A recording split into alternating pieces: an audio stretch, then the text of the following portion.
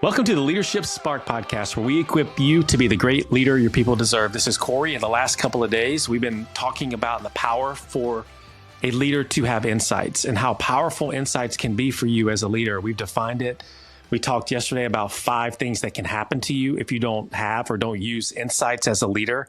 So if you need to go back and listen to those because you don't have that context, please do that, because it sets the stage for what we're going to talk about the next 3 days, which are really how you can use insights to lead your people more effectively, and what areas of their personality or what areas of them do you need to know as a leader.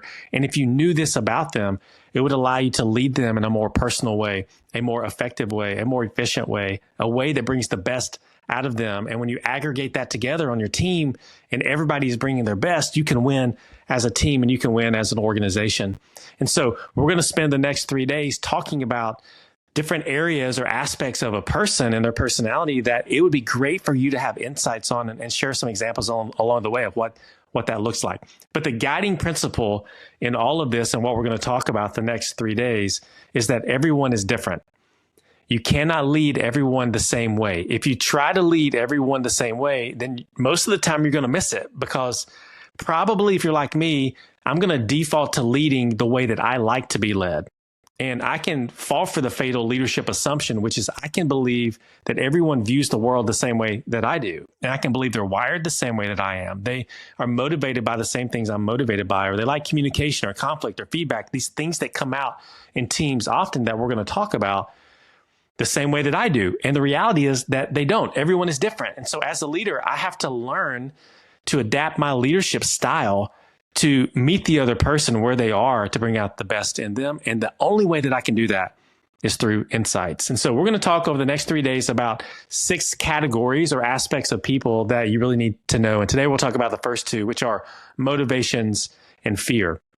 If I have insight to the people that I'm leading on an individual level, what motivates them and what they fear, it really changes the way that I lead them. I could have someone on my team that's motivated by public affirmation. I can have another person on my team who is demotivated and they fear public affirmation. And so if I just publicly affirm, I'm gonna meet the need of one person, but I'm gonna miss the need of the other one, and I'm gonna reinforce something that I don't want to reinforce. And so it's important for me to understand what motivates the people that I am working with and people that are on my team that I am responsible to lead. And it's an individual thing. And I need to figure that out. And the only way to figure that out is to ask questions and use the answers to drive insights. And I could use tools like the Working Genius and the DISC assessment and other assessments to give me insight as well, which is what we do here at WildSpark, that will help me understand for this person, how do they like to be motivated? What motivates them? And I can then adapt my leadership style to do that. The same things with fear. What do they fear? What is this personality type or this unique pairing of personality dynamics that this person have? How does that affect the way that I would lead them? And I want to understand, what do they fear? Because I want to not give into that, in a sense of do things that surface that fear more often than not. I want to do things that do not surface that fear, that quiet that fear, that creates a safe environment for people to be able to bring their best, and they want to bring their best to the team. And so we have to learn to lead everyone different. And the way that we do that, the only way that I'm going to be able to understand individually what motivates people or individually what they fear, is if I have insights about them. And so the go and do today is the people that you work with. Ask them those questions. What motivates you?